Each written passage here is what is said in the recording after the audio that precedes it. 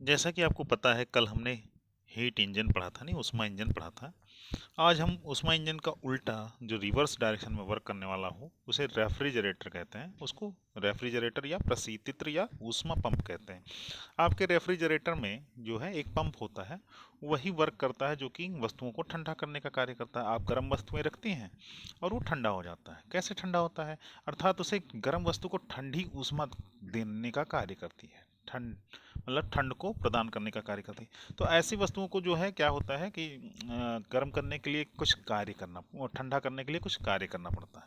अब ठंडा करने के लिए कुछ कार्य करना पड़ता है, जबकि ऊष्मा इंजन में क्या होता था, गर्म से ठंड की तरफ अपने आप क्या होता है, ऊष्मा ट्रांसफर हो जाती थी। ठीक है, लेकिन यहाँ उल्टा प्रोसेस है। देखिए, ठंड से गर्म की ओर ऊष्मा को ट्रांसफर करना है तो उसके लिए हमें क्या करना होगा, बाहरी कार्य करना पड़ेगा। जैसे हम ऊपर बांध के किसी को रस्सी में लटका दें, तो अगर छोड़ दिया जाए रस्सी को यहाँ से, तो क्या होगा, ये नीचे अपने आप ही चला आएगा। लेकिन नीचे से क्या ऊपर अपने आप जाएगा? नहीं आएगा, क्योंकि आपको कार्य करना पड़ेगा, इसे खींचना पड़ेगा। बातें समझ में आ रही हैं?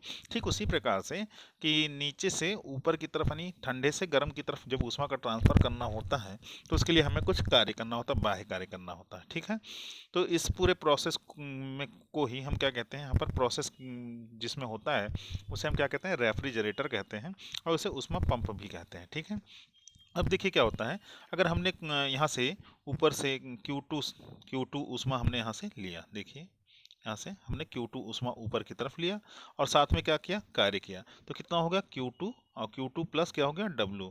और W करने के बाद हमको क्या मिलता है, यहाँ पर Q1 ऊष्मा यहाँ पर प्राप्त होती है। Q1 मिलती है, अर्थात W बराबर निकालें तो कितना निकल के आएगा, कहोगे Q1 माइनस Q2। ठीक है भाई साहब, इतनी बात तो समझ में आ गई, किया गया कार्य। ठीक है, अब देखिए किया गया कार्य हो गया, और ऊपर से हमने सिंक से कितनी ऊष्मा ली, यानी ठंडी वस्तु से कितनी ऊष्मा ली, Q2। तो इन्हीं दोनों के अनुपात को ही हम क्या कहेंगे, परफॉर्मेंस कहते हैं। क्या कहते हैं, परफॉर्मेंस, अर्थात कार्य गुणांक कहते हैं। कार्य गुणांक कहते हैं।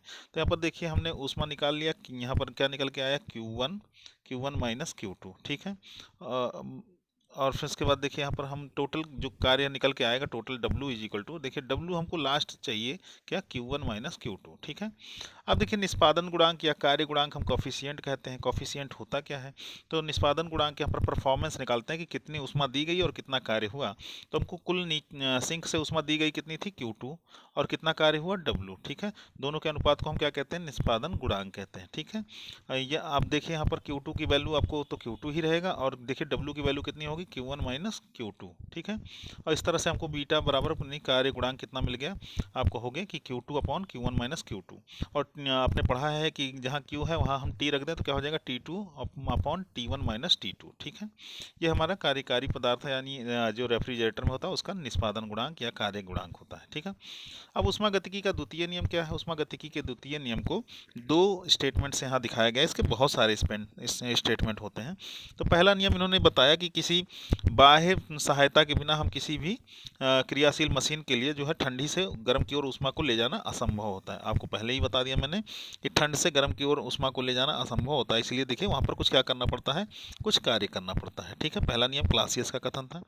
दूसरा इसने कहा कि कोई भी ऐसा ऊष्मा इंजन नहीं हो सकता है जो 100% कार्य करके दो, यानी आपने कहा कि 50 किलोमीटर जाता है कोई 1 लीटर में गाड़ी, तो क्या 50 किलोमीटर एवरेज अगर बता दिए कंपनी वालों ने, क्या जाती है, नहीं जाती है, उससे कुछ कम ही जाती है, यानी 100% इफिशियंसी नहीं होती है।